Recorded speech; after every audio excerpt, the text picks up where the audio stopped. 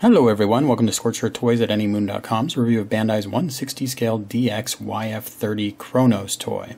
This toy was released in August 2014 for 20,000 yen, which is 6,000 yen more than the previous renewal VF-25 toys, so expectations should be high. Inside the box you get instructions, a display stand, and the various connectors for that display stand. You also get a brace for guerre walk mode and a brace for Batroid mode. I will definitely touch on those a lot later. You also have two pairs of fixed posed hands and a pair of articulated hands. I'll touch a little bit on that as well. There are some hard plastic replacement head lasers. That's just because the toy comes with some soft plastic head lasers on it so they don't break during shipping. That's an easy swap out. The toy also has a gun with the same gimmicks as the YF-29. It looks very similar to the YF-29 gun, but it's not quite the same. And there's also a pilot figure that's already in the cockpit. This toy does have all the features you've come to expect from your premium Valkyrie toys. You have an opening canopy. You have to slide it up, and then that reveals the hinge, which then opens up. Inside there's a pilot figure. He looks to be a simple repaint of previous pilot figures. You have really nice tampo printed detail all along the toy. You can see the no step signs there. It is very well painted. There are no stickers that come with the toy, again, as you're used to from Bandai's DX offering.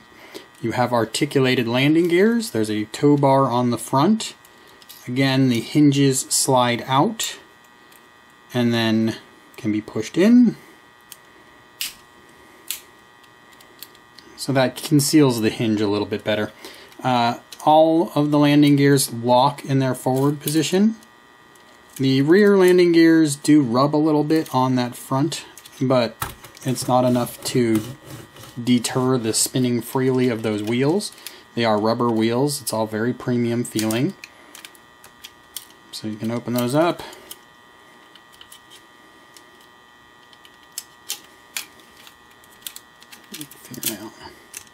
So there you go. Everything very nice, tight seams, as you can see there.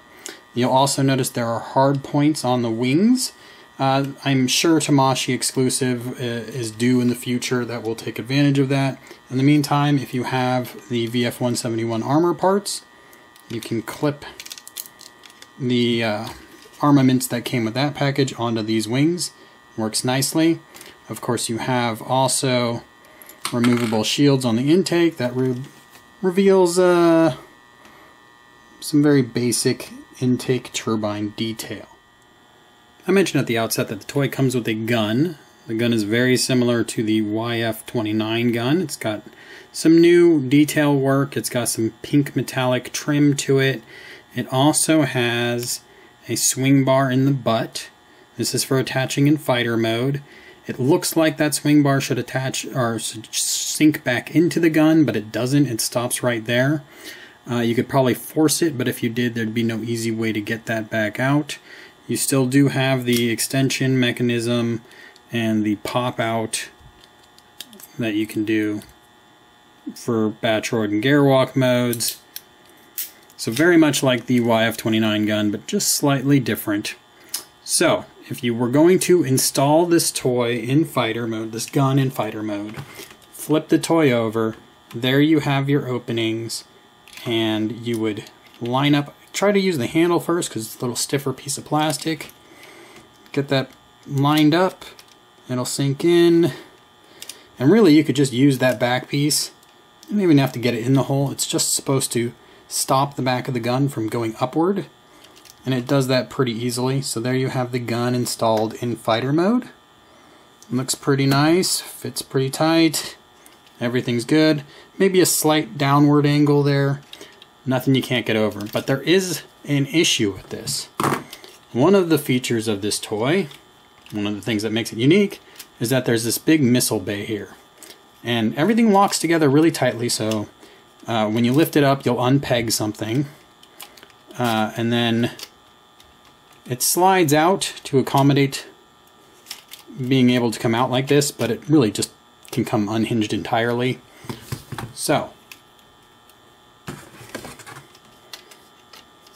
again, it's perfect transformation, but it gives you a little bit of ability to cheat by coming out like that.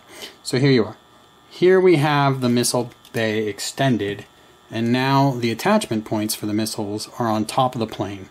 So obviously that doesn't really make a whole lot of sense, so you would not be using the gun in this mode.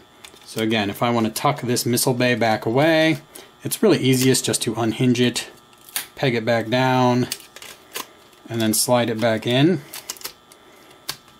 like so. If you're a real nut for perfect transformation, you could slide it out and still have it just barely connected and swing it back in, but you're just making your life more difficult. One thing you can see here is that one of my vertical stabilizers has flattened out through handling. There is nothing that puts these in the proper position, and you can even just pop them out. So that is definitely one of the negative aspects, as well as that gun locking position, not allowing you to stow the gun if you have the missile bay out.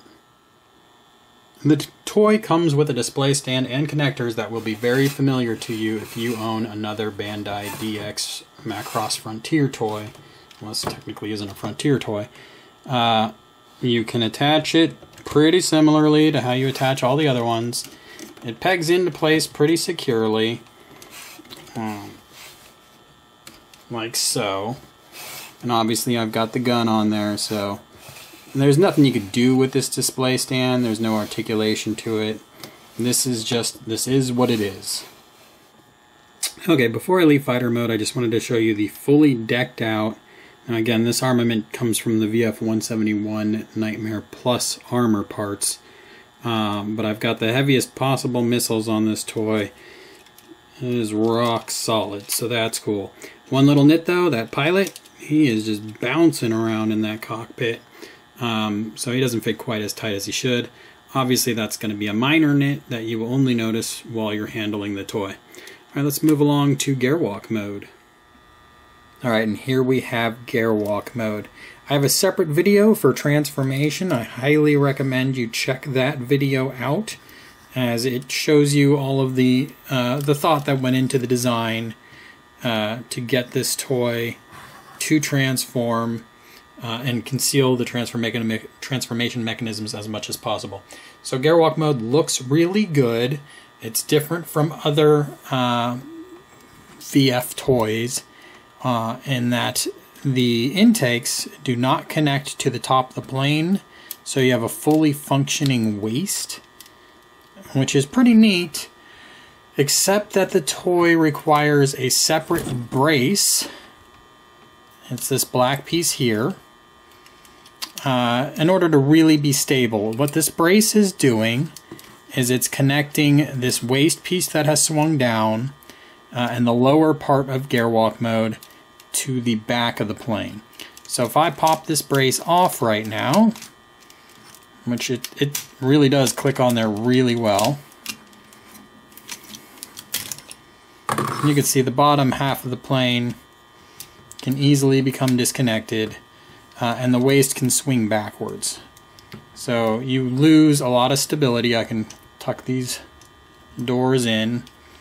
So you lose some stability, but that doesn't mean the mode doesn't work. So if you're a strict perfect transformation guy, you can still have this toy in its designed gear walk mode without that brace on it, but it feels a little bit sloppier.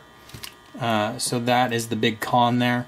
Another con overall for this toy, which I didn't mention in fighter mode, but I could have. There's this hump right here. It's where a couple pieces come together for transformation, and it doesn't feel like it lines up perfectly. There's a little bit of tension there, so that's a negative. While we have the missile bays up, let's take a closer look. I kind of grew my fingernails out for this one so I can pop these open for you. So there's individual doors for each missile, and they're front and back.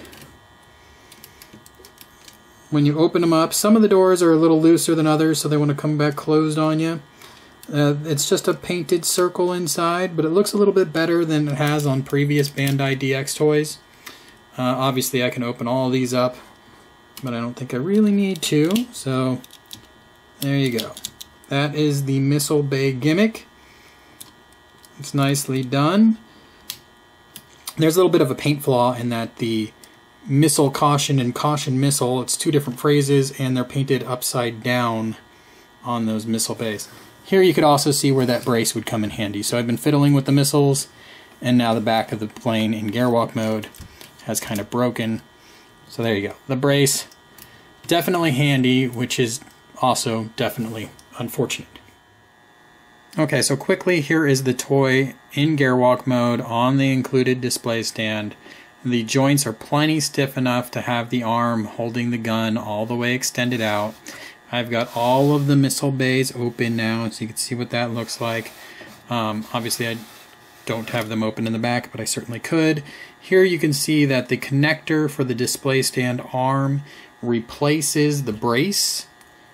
So it functions as the brace and the adapter for gear walk mode. So the toy is super secure on the display stand in this mode. Alright, let's keep moving and check out Batroid. One of the great joys of Batroid mode is the articulation on this toy. It is incredibly top-notch.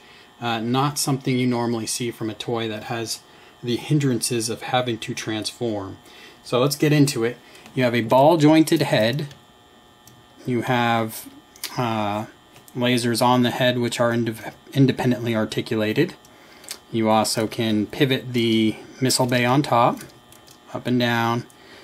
You have a shoulder joint that is ball jointed so it can pivot back and forth and come down and up and spin all the way around. Obviously I'm going to have a hand in the way, but so that is all very good stuff.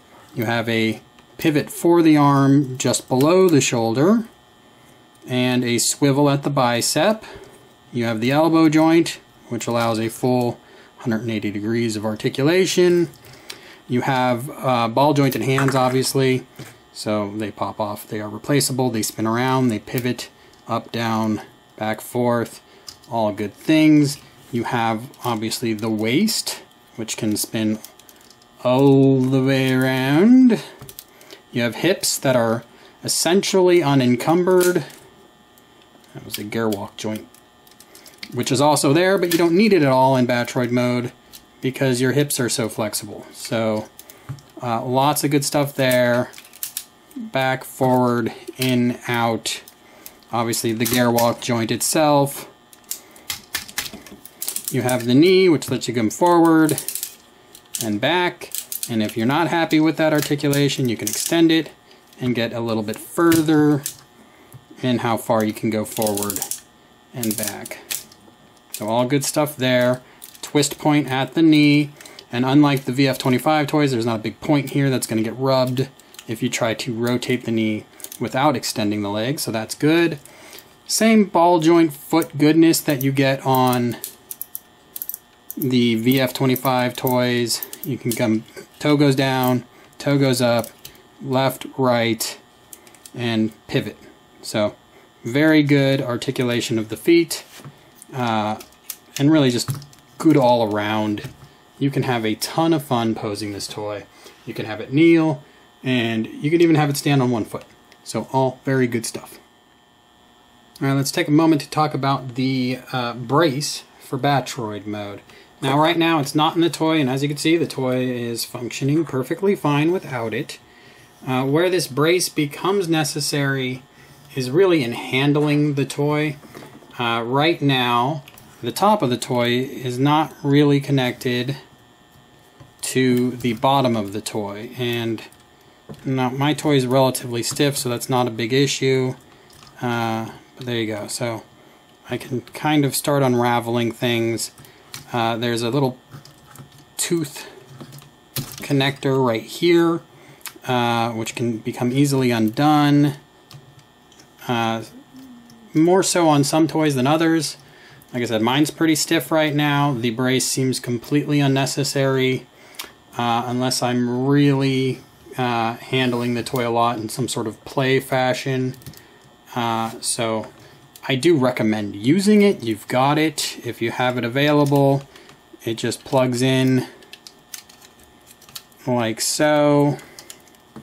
The tops of the brace go into what were the intake slots in fighter mode, and then you can push the front into that. Alright, so there we have the braces installed now, and it just makes the toy a lot stiffer, holds together a bit better. So, you know, not the end of the world if you don't use it. So again, if you're someone who really hates braces, you can certainly get away with not using it in Batroid mode, at least when the toy is brand new. I would say all bets are off later in this toy's life, as it seems that all these DX toys do start getting a little bit loose and sloppy at some point with enough moderate handling. To use the display stand in Batroid mode, you want to not have the regular brace installed. Instead, you're going to use this smaller brace, which then fits into a very big Batroid adapter piece. Now, it's pretty difficult to actually get this piece to fit where it's supposed to go, so I would recommend you taking care of that business before you try to put it on the toy.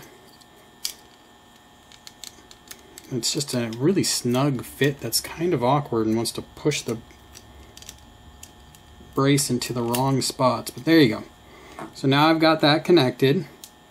So now there's teeth on the back and a groove in the front that goes into the back of the crotch. So you would have to get the teeth up above the nose cone, and then you have that piece go there, and you need to get the pegs on the top into the intake pegs or slots. So there you go. Now I've got that in place. I can bring this back down. I could get my fins back to where they are because they've probably become jostled at this point. And then you just put the toy on the display stand like so. And you can have fun posing it however you want now. In conclusion, I really like this toy. I like it a lot. I recommend it. But it does have some weaknesses, and it is the very first YF-30 toy ever made, so I guess some of those weaknesses are to be expected. Had this toy had integrated mechanisms basically to lock it in place in Gear Walk and Batroid modes without needing these separate braces, it would be one of my favorite Bandai DX toys, without a doubt. As it is, I am ranking it third in this lineup you see in front of you. I think the YF-29 toys incorporate everything that makes the renewal VF-25 great and give you a couple extra gimmicks, so there's a little more fun added to those. VF-25 toy is pretty basic in comparison to the YF-29 or YF-30, but it nails it. It does everything it's supposed to do and does it well. YF-30 is a ton of fun. I don't have a lot of line art. I do have some fighter mode line art, and you can see it pretty much nails it. I have no reason to believe it doesn't nail it in Batroid mode from the stills I've seen of the video game. So it's beautiful, it's very well articulated, it just has those minor design issues. The VF-27 has a couple issues, VF-171 has more than a couple issues. So this is my lineup in as far as recommendations go. I would say the first four are really good toys that I highly recommend. The 171, if you're a fan of the design, it'll work for you, but it has some issues for sure. All of these toys stand 24 centimeters tall in Batroid mode, with exception of the VF-171, which is pushing 25.5. In fighter mode, the VF-25, YF-30, YF-29, VF-27, those are all 32 centimeters long. So very comparable in sizes to the other toys. Check out my full article on anymoon.com, and thanks for viewing.